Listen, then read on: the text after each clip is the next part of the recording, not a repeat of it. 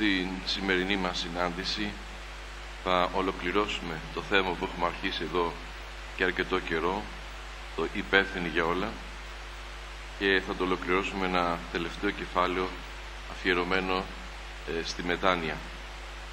Άλλωστε το κλίμα όλων αυτών των ημερών της Μεγάλης Τεσσαρακοστής είναι κλίμα μετανοίας. Όλα τα τροπάρια που ακούμε αναφέρονται στη μετάνοια και στην ανάγκη του ανθρώπου να δει τον εαυτό του, να καταλάβει την κατάδια του και να γυρίσει στο Θεό.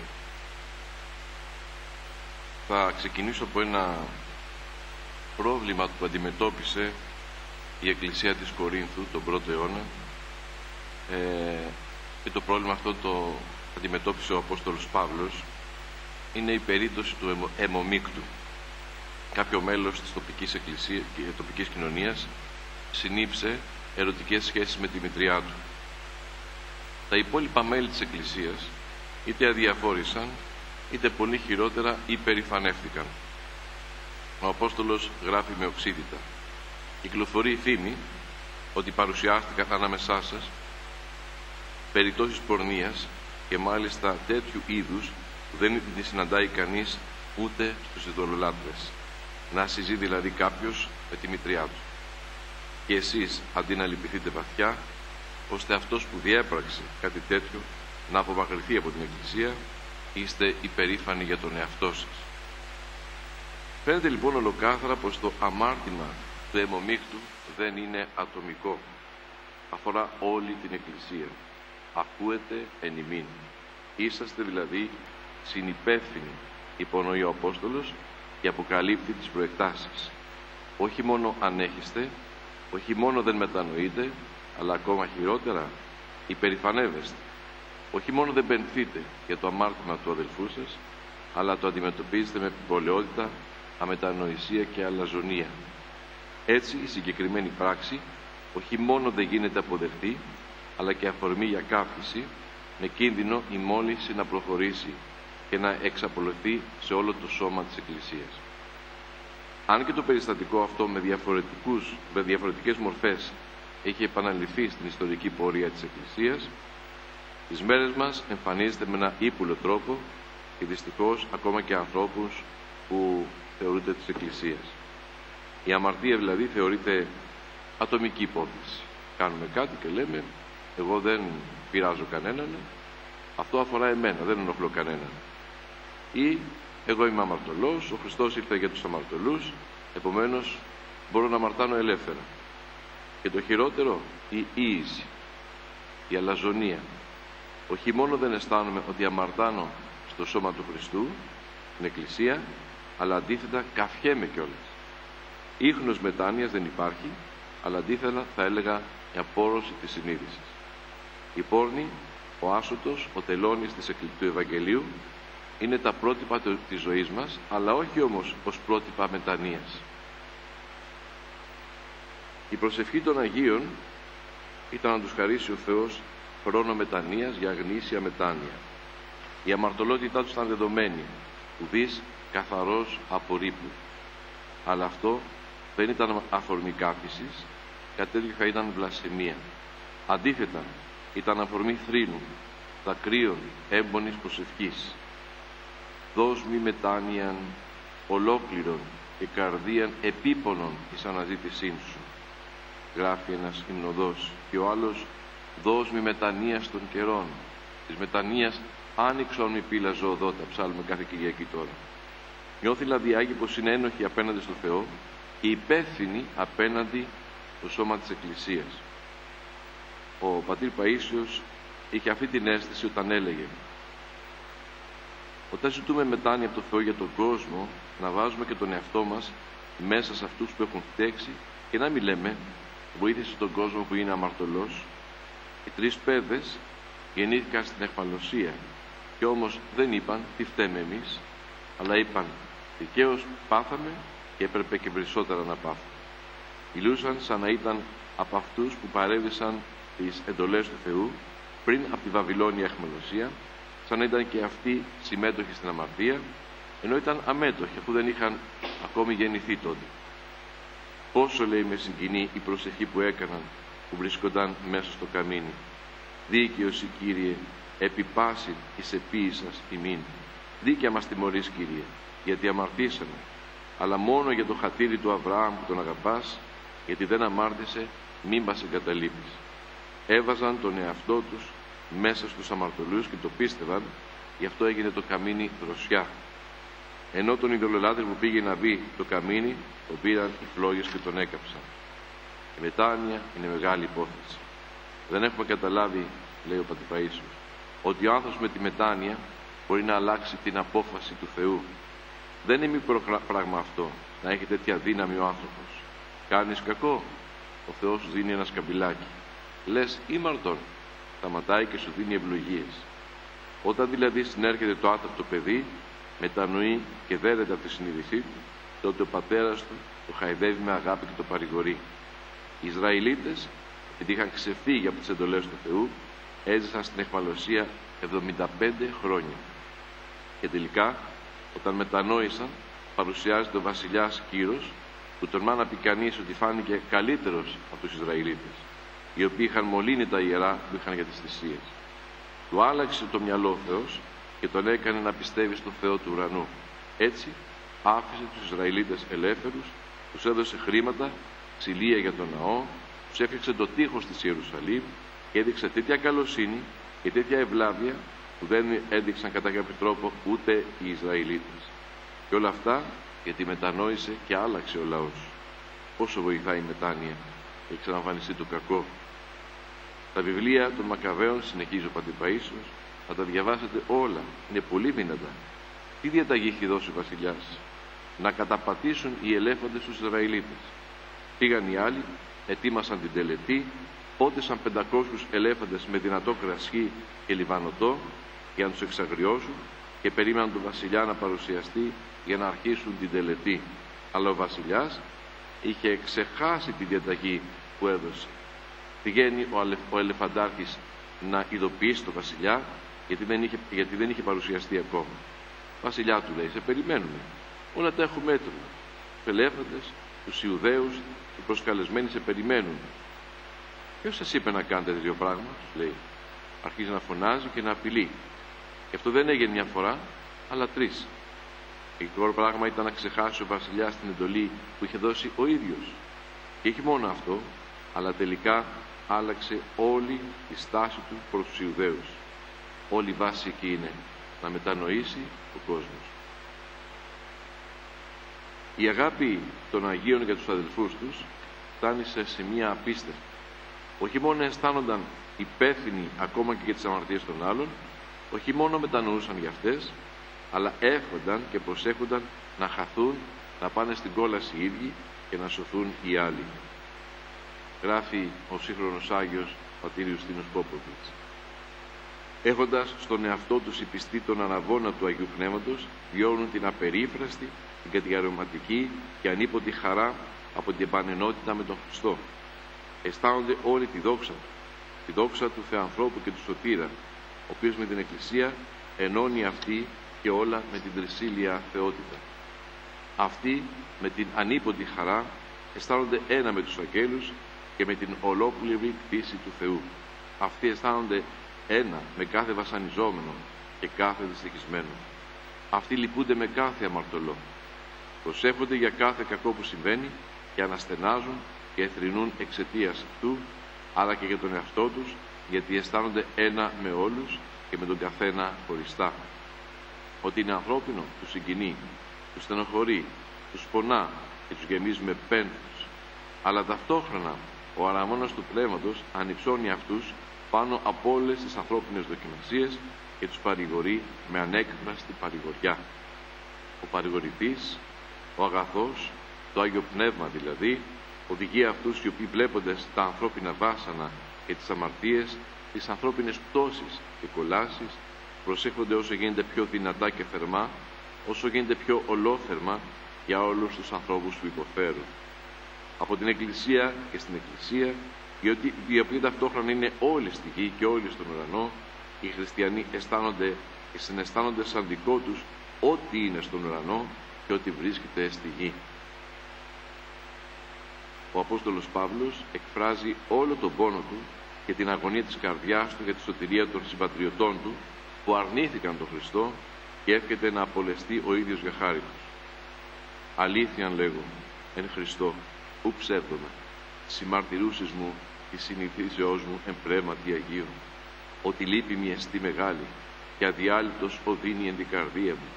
Ευχόμενη γάρ εγώ, αυτός ανάθεμα είναι από του Χριστού υπέρ των αδελφών μου, το συγγενών μου κατά σάρκα, ήτενες εισήν Ισραηλίτη. Δηλαδή, λέω την αλήθεια, μάρτυράς μου είναι ο Χριστός. Δεν λέω ψέματα. Η συνείδησή μου που την κατευθύνει το Άγιο Πνεύμα μαρτυρεί και αυτή πως λέω την αλήθεια. Λυπούμε πάρα πολύ και μια θλίψη βαραίνει την καρδιά μου αδιάκοπα. Φτάνω στο σημείο να εύχομαι να χωριζόμουν εγώ από τον Χριστό, να πήγαινα εγώ στην κόλαση, αρκεί να πήγαιναν κοντά του οι ομοεθνείς αδελφοί μου. Είναι οι απόγονοι του Ισραήλ. Ένας μεγάλος ασκητής, ο Αββάς Βαρσανούφιος, προσευχόταν για τα πνευματικά του παιδιά, θα λέγαμε μια ανέδεια απέναντι στον Θεό.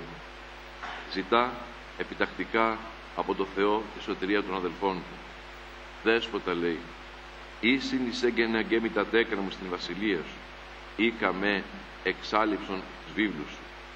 Αν δηλαδή, Θεέ μου, τα πνευματικά μου παιδιά είναι να βρουν στην κόλαση, τότε προτιμώ να πάω κι εγώ μαζί τους. Διέγραψέ με από το βιβλίο της ζωής, θα πάω μαζί τους.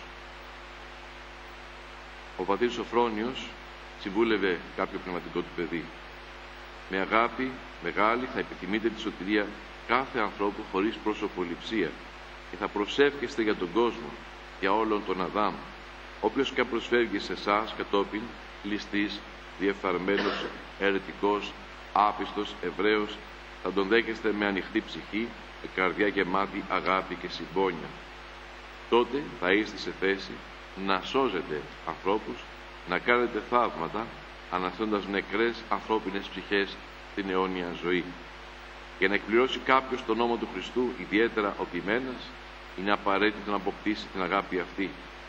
Ο πατήρ Ιωάννης της Κροστάνδης είχε τόσο μεγάλη καρδιά για τους ανθρώπους, τόσο συμπονετική καρδιά, ώστε για αυτόν ήταν βαρύτερο να βλέπει τα παθήματα, τις συμφορές των ανθρώπων, παρά να πάσχει ο ίδιος.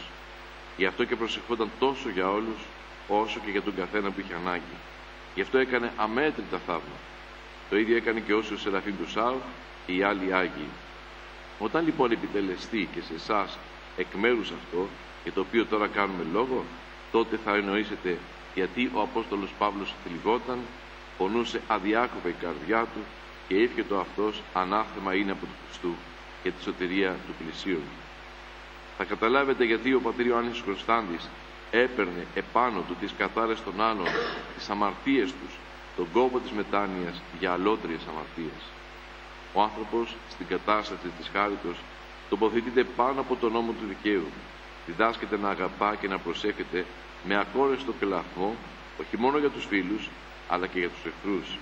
Γεμίζει από ευσπλαχνία και συμπόνια προς όλη την κτήση. Στην προσευχή για τους άλλους, ο άνθρωπος φτάνει να προσφέρεται, να χάσει την ψυχή του, όχι μόνο στον παρόντα αιώνα, αλλά και στην αιωνιότητα, προκειμένου να γνωρίσουν και αυτοί τον αληθινό Θεό, να πιούν από το ποτήρι της αγάπης του. Το μυστήριο της μετανοίας και εξομολογήσεως, για το οποίο μιλήσαμε στις αρχές, κατέχει κεντρική θέση στη ζωή της Εκκλησίας. Και μπορούμε να πούμε ότι η μετάνοια, εξομολόγηση, στη γνήσια μορφή της, είναι μια θαραλέα και γενναία πράξη, δείγμα οριμότητος και υπευθυνότητας. Στα πρωτοχριστιανικά χρόνια, η εξομολόγηση γινόταν δημόσια. Ο μετανοών δηλαδή αναλαμβάνει πλήρως την ευθύνη ενώπιον του σώματος της Εκκλησίας και τις πράξεις του και αποκαθίσταται στους κόλπους της. Πολλοί ήταν οι λόγοι που η δημόσια εξομολόγηση εξέλιπε, παραχωρώντας τη θέση της στην κατηδίαν εξομολόγηση. Η δημόσια εξομολόγηση εμφανίστηκε πάλι στη Ρωσία το 19ο αιώνα. Φαίνεται πως ταιριάζει πολύ στη ρωσική ιδιοσυγκρασία.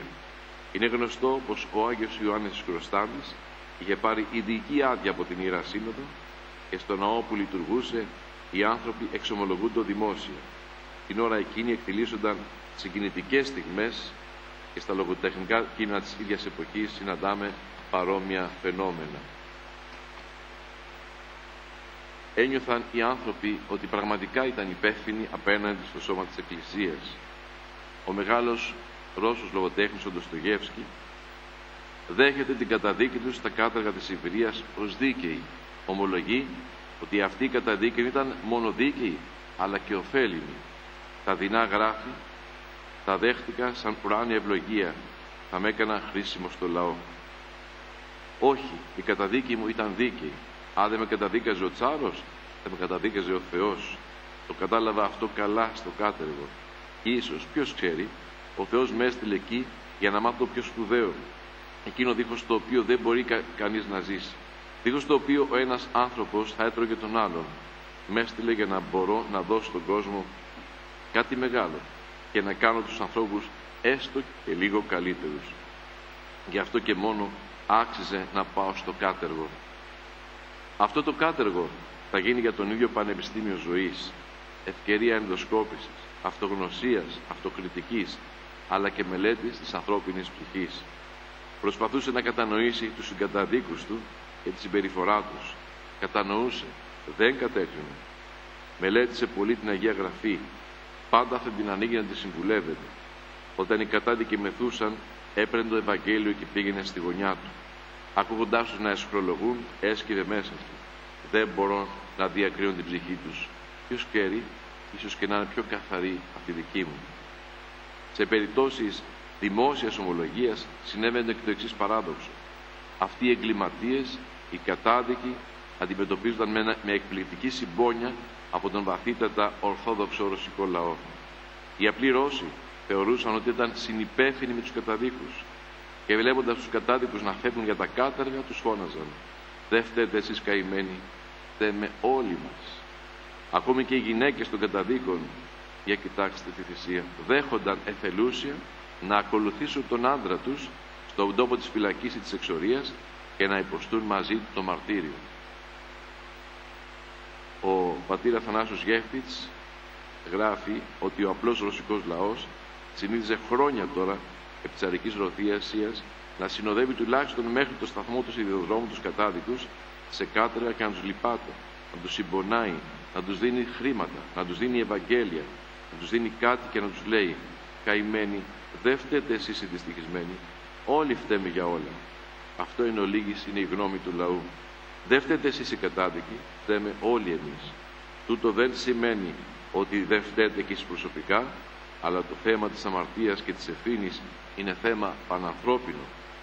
Μετά την κατάργηση του φεουδαρχικού συστήματος στη Ρωσία, ανέλαβαν κατά το πρότυπο της Αγγλίας να έχουν δικαστήρια σε κάθε κοινότητα από 12 χωρικούς πολίτες. Και ενώ ο δικαστής δικάζει τον κάθε παραβάτη, την απόφαση βγάζουν οι χωρικοί, οι απλοί πολίτες. Και αυτοί, κατά το πλείστον, λέει ο Ντοστογεύσκι, αθώωναν τους κατηγορουμένους, τους παραβάτες, τους εγκληματίες. Γιατί, ρωτάει, συγχωρούσαν τον κακό ή πίστευαν ότι φταίει το περιβάλλον? Ο Ντοστογεύσκι δίνει μια θαυμαστή γνώμη που κατά με εξηγεί πάρα πολλά. Ασφαλώς φταίει το περιβάλλον, αλλά το περιβάλλον είμαι εγώ, είσαι εσύ, είμαστε εμείς και όχι η σχέση μας, όχι η κοινωνία μας, αλλά ως πρόσωπα. Με άλλα λόγια, εάν εμείς οι ίδιοι δικαστές είμαστε διαφορετικοί, αν εμείς είμαστε καλύτεροι, θα ήσουν και εσύ. Έτσι, με αυτόν τον τρόπο, μοιραζόμαστε το έγκλημά σου, το παίρνουμε πίσω επάνω μας, όχι απλώς από συμπάθεια, αλλά από πραγματική συμμετοχή στο έγκλημά σου. Φταίμε λοιπόν και εμείς που οδηγήθηκες εκεί. Μην ξεχνάς όμως ότι φταίς και εσύ. Με τον τρόπο αυτό, η απόφαση των ενόρκων, είτε καταδικαστική, είναι είτε αθωωτική, γίνεται με πόνο και με μια αυτοκαταδίκη. Με άλλα λόγια, είναι ο χριστιανικός τρόπος αντιμετωπίσεως της αμαρτίας. Τον αυτοδικαιωτικό άνθρωπο, για τον άνθρωπο που βλέπει τον άλλον όχι ως πλησίον και ως αδελφό, αλλά κάτι πέρα από αυτόν, ακόμη και εχθρό, η στάση των Αγίων φαίνεται παράδοξη, παράλογη, ακατανόητη. Τι σχέση έχω εγώ με την αμαρτία του άλλου, λέμε? Γιατί να ευθύνομαι εγώ για την αμαρτία του? Θα αφήσουμε και πάλι να απαντήσει ο πατήρ Παΐσιος. Λέει, πρέπει να προσευχόμαστε υπέρ των άλλων με συντριβή και πόνο ψυχής. Και αυτό μπορεί η ψυχή να το κατορθώσει μόνο αν θεωρεί, λόγω ταπεινοφροσύνης, τον εαυτό της αίτιο για το κάθε τι που συμβαίνει στον πλησίον της. Μα γέροντα, αυτό ρωτάνε. πώς μπορείτε να δεχτείτε ότι φταίτε για κάποιον, παραδείγματος χάρη, που χωρίζει με τη γυναίκα του στην Αθήνα? Απαντάει ο παππούλης. Λέω μέσα, αν ήμουν Άγιος, όπως οι παλαιοί πατέρες, θα ζητούσα από το Θεό τη χάρη να μονιάσουν και να αγαπηθούν. Και ο Θεός που έχει υποσχεθεί ότι θα ακούει τους Αγίους, θα τους βοηθούσε. Για να μην είμαι λοιπόν Άγιος, δεν με ακούει ο Θεός. Συνεπώς, εγώ φταίω που διαλύεται αυτή η οικογένεια και για ό,τι άλλο κακό γίνεται στον κόσμο. Και έτσι με αυτόν τον τρόπο δεν κρίνω κανέναν, αλλά μόνο κατηγορώ τον εαυτό μου για όλα. Τότε ο Θεός βοηθάει. Ο πατήρ Γεώργιος Φλωρόσκου, μεγάλος θεολόγος της εποχής μας, δίνει την πραγματική διάσταση που πρέπει να έχει η προσευχή μας. Να ξεφύγει από τα στενά όρια του εγωκεντρισμού μας και να γίνει οικουμενική, γιατί δυστυχώς, αδελφοί μου, η προσευχή όλων μας είναι σαν προσευχές μικρών παιδιών. Όλο ζητάμε. Λέει λοιπόν, η προσωπική προσευχή πρέπει να είναι καθολική, δηλαδή περιεκτική των πάντων, οικουμενική. Έτσι η καρδιά του πιστού θα πλατείνει για να αγκαλιάσει όλες τις ανάγκες και τον πόνο όλης της ανθρωπότητας που πάσει. Μόνο με το πνεύμα αυτό μπορούν τα άτομα να συναντηθούν πραγματικά σαν αδέλφια, σαν ζώντα δηλαδή μέλη της Εκκλησίας, και να συμπέσουν αληθινά στα αιτήματα και που από κοινού κάνουν στον Κύριό μας. Τα προβλήματα των ανθρώπων όλης της υφηλίου θα πρέπει κάποτε να νιώσουμε ότι είναι και δικά μας προβλήματα και δεν είμαστε καθόλου άμυροι ευθυνών. Πιο συγκεκριμένα, συνηθίζεται μερικές φορές η διατύπωση. Τι άλλο να κάνουμε παρά προσευχή, η οποία υπονοεί ως αυτονόητη την προσευχή. Δεν είμαι σίγουρος πως ισχύει αυτό για τους περισσότερους χριστιανούς. Η πείρα όλων μας δείχνει ότι το βασικότερο κίνητρο για προσευχή είναι κατά κανόνα κάποιο πρόβλημα που πονά μέσω προσωπικής εμπειρίας. Προσευχόμαστε όταν είμαστε άρρωστοι, όταν έχουμε πρόβλημα κλπ. Στα απόμακρα θέματα, όπως η διεθνής πολιτική και οικονομική και κοινωνική κατάσταση, ενεργούμε μάλλον παρορμητικά και επιφανειακά, ανταποκρινόμενοι για λίγο τις εικόνες πόνου και φρίκης που η τηλεόραση φέρει στα σπίτια μας. Όταν αυτές εκλείψουν, σβήνεται και ο ζήλος μας. Αναρωτιέμαι, πόσοι πιστοί χριστιανοί έχουμε καταστήσει μέρος της καθημερινής μας προσευχής τους ηγέτες των ισχυρών χωρών που κρατούν τις άλλες αδύναμες, τους τριτοκοσμικούς δικτάτορες που εξαθλιώνουν το λαό τους, τους οικονομικούς παράγοντες που πλουτίζουν εις βάρος των 2/3 της κοινωνίας, όσους περνούν τα καλύτερα τους χρόνια στη φυλακή, τους πρόσφυγες και τους μετανάστες, τα παιδιά που πεθαίνουν από πείνα και αρρώστιες, τις γυναίκες που τις εκμεταλλεύονται σεξουαλικά, τα παιδιά που τα πουλούν ή τα εκδίδουν οι ίδιοι γονείς, τα παιδιά που τα μετατρέπουν σε φωνιάδες, εκείνους που ρυπαίνουν το περιβάλλον, εγνώσιτους και τόσους άλλους. Ακόμη, πόσο καλλιεργούμε τη δική μας μετάνοια για όλα αυτά τα φαινόμενα του κοινωνικού περιθεωρίου. Πόσο υπεύθυνη είναι η στάση του γέροντα Σοφρόνιου, ότι δεν υπάρχει μεγαλύτερη αμαρτία εκείνης του πολέμου, ο οποίος σχεδόν ανεξαιρέτως παρασύρει όλους σε ηθική συμμετοχή σε φόνους. Ουσιαστικά μας θυμίζει ότι στον πόλεμο κάποιοι σκοτώνουν για λογαριασμό μας για να είμαστε εμείς ελεύθεροι. Έτσι και σε καιρό ειρήνης κάποιοι αποτελούν τον υπόκοσμο για να είμαστε εμείς κόσμος. Τι λέω? Ούτε σε ατομικό επίπεδο δεν έχουμε αναθεωρήσει την κλίμακα των αμαρτιών μας. Δεν έχουμε αρχίσει να συμπεριλαμβάνουμε στη μετάνοιά μας την σπατάλη των φαγητών, τον υπερκαταναλωτικό μας τρόπο, την υπερβολική χρήση ιδιωτικού αυτοκινήτου που ρυπαίνει την ατμόσφαιρα και εξαντλεί τις ενεργειακές πηγές, την εγωκεντρική σχέση με το κράτος και την κοινωνία μέσω του βολέματος και της ευνοιοκρατίας και άλλα πολλά. Και όλα αυτά διότι οι περισσότεροι Έλληνες δεν αισθανόμαστε πολίτες του κόσμου και οι περισσότεροι χριστιανοί δεν κατοικούμε στην εποχή μας. Νομίζω ότι μόνο μέσα σε τέτοιο κλίμα φιλάνθρωπης αλληλεγγύης και ταπεινής αμοιβαιότητας μπορούμε να λεγόμαστε χριστιανοί. Μόνο αυτές τις προϋποθέσεις μπορούμε να αντιληφθούμε τη φράση του Ντοστογεύσκη πως είμαστε υπεύθυνοι για όλα τα δεινά του κόσμου. Η μετάνοια έτσι λαμβάνει τον εκκλησιολογικό του χαρακτήρα και μας επαναφέρει την αίσθηση του ενός σώματος. Είμαστε όλοι ένα σώμα. Ακούσαμε σήμερα ένα απόσπασμα του Μεγάλου Κανόνα. Θα τον ξανακούσουμε σταδιακά όλες τις μέρες αυτές μέχρι την Πέμπτη και θα τον ψάλουμε την 5η εβδομάδα των Ιστιών. Τι είναι ο Μέγας Κανόνας? 300 τόσα τροπάρια ένας θρήνος για την ανθρώπινη κατάδια, ότι εγώ φταίω για όλα, πόθεν άρξω με θρηνήν, τας του απλίου μου βίου πράξης. Αξίζει κανείς να τον διαβάσει σπίτι του όλων αυτόν τον κανόνα. Θα κλείσω το θέμα μας με μια πραγματικά οικουμενική καθολική προσευχή μετάνοιας. Μια προσευχή που δεν μπορεί παρά να συνογκλονίσει τις ράθμες ψυχές μας, που δεν μπορούν να νιώσουν την ευθύνη τους απέναντι στον κόσμο. Πρόκειται για την προσευχή ενός συγχρόνου Αγίου από τη Σερβία, του Αγίου Ιεράρχη Νικολάου Αχριδών. Ο άνθρωπος αυτός ένιωθε πραγματικά ότι είναι υπεύθυνος για ό,τι κακό γίνεται στον κόσμο. Και θα δείτε στην προσευχή πώς προσευχόταν για όλες τις τάξεις των ανθρώπων. Πιστεύουμε ότι είναι η περιεκτικότερη σύνοψη και περίληψη των όσων είπαμε όλες αυτές τις συναντήσεις μας. Γράφει λοιπόν ο Άγιος Νικόλαος: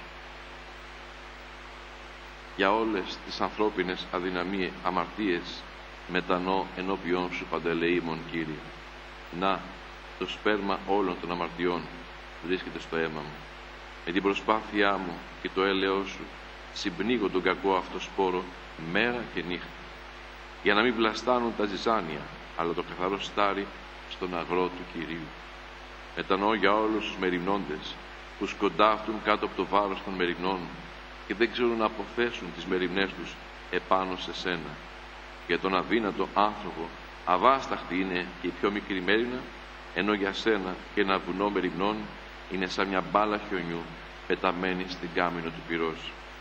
Μετανοώ για όλους τους αρρώστους, γιατί η αρρώστια είναι καρπός της αμαρτίας.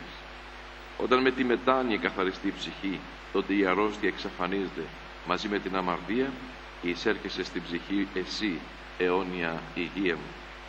Μετανοώ και τους απίστους, που με την απιστία τους σωρεύουν τις ανήσυχες φροντίδες τους και τις αρρώστιες επάνω τους και πάνω στους φίλους τους. Μετανοώ για όλους τους θεοβλάστημους που βλαστημούν εσένα, μην ξέροντας ότι βλαστημούν τον οικοδεσπότη που τους δίνει και τρέφει. Μετανοώ για όλους τους ανθρωποκτόνους που σκοτώνουν τη ζωή του άλλου για να φυλάξουν τη δική τους. Συγχώρεσέ τους παντελήμωνα, γιατί δεν ξέρουν τι κάνουν, γιατί δεν ξέρουν ότι δεν υπάρχουν στο σύμπαν δύο ζωές αλλά μία, και ότι δεν υπάρχουν δύο άνθρωποι αλλά ένας, και κόβουν το μισό της καρδιάς τους για να φυλάξουν το άλλο μισό. Αχ, πόσο είναι νεκροί εκείνοι που έχουν αποκόψει το μισό της καρδιάς. Μετανοώ για τους ψευδόρκους, διότι η αλήθεια και αυτοί είναι ανθρωποκτόνοι, αυτόχειρες. Για όλους εκείνους που εκμεταλλεύονται τους αδελφούς τους και συσσωρεύουν άχρηστο πλούτο. Κλαίω και αναστενάζω, γιατί έθαψαν την ψυχή τους και δεν έχουν με τι να παρουσιαστούν ενώπιόν σου. Για όλους τους περήφανους και αλαζόνες, κλαίω και αναστενάζω, γιατί είναι ενώπιόν σου ζητιάνοι με άδειο σακούλι. Για όλους τους μέθησους και λέμαργους, κλαίω και αναστενάζω, διότι κατήντησαν βούλοι των βούλων τους. Για όλους εκείνους που χαλάνε τους γάμους, μετανοώ, γιατί πρόδωσαν την εμπιστοσύνη του Αγίου Πνεύματος, το οποίο τους εξέλεξε για να χτίζει διαμέσου αυτών τη νέα ζωή, ενώ αυτοί τη διακονία της ζωής μετέβαλαν σε καταστροφή της ζωής. Για όλα τα ψεύτικα χείλη, για όλα τα θολά μάτια, για όλες τις σκληρές καρδιές, για όλες τις αχόρταγες κοιλιές, για όλα τα σκοτεινά μυαλά, για όλες τις κακές θελήσεις, για όλους τους άσχημους λογισμούς, για όλες τις ψυχοφόρες εκτιμήσεις, μετανοώ και αναστενάζω. Μετανοώ, Κύριε, για τους φλίαρους και πολυλογούντες, γιατί το πιο πολύτιμο δώρο σου, το δώρο του λόγου, μετέβαλαν σε φθηνή άμμο. Μετανοώ για όλους εκείνους που καταστρέφουν την εστία του γείτονα και την ειρήνη του, γιατί έτσι μάζεψαν στον εαυτό τους και στο λαό την κατάρα. Μετανοώ για όλη την ιστορία των ανθρώπων, από τον Αδάμ ως εμένα τον αμαρτωλό, γιατί όλη η ιστορία είναι μέσα στο αίμα μου, γιατί εγώ είμαι μέσα στον Αδάμ και ο Αδάμ μέσα μου. Για όλους τους μεγάλους και μικρούς που δεν τρέμουν μπροστά στη φοβερά παρουσία σου, κλαίω και κραυγάζω, δέσποτα που διέλεε, ελέησον και σώσον. Εύχομαι καλή μεγάλη Τεσσαρακοστή, εν μετανία εξομολογής.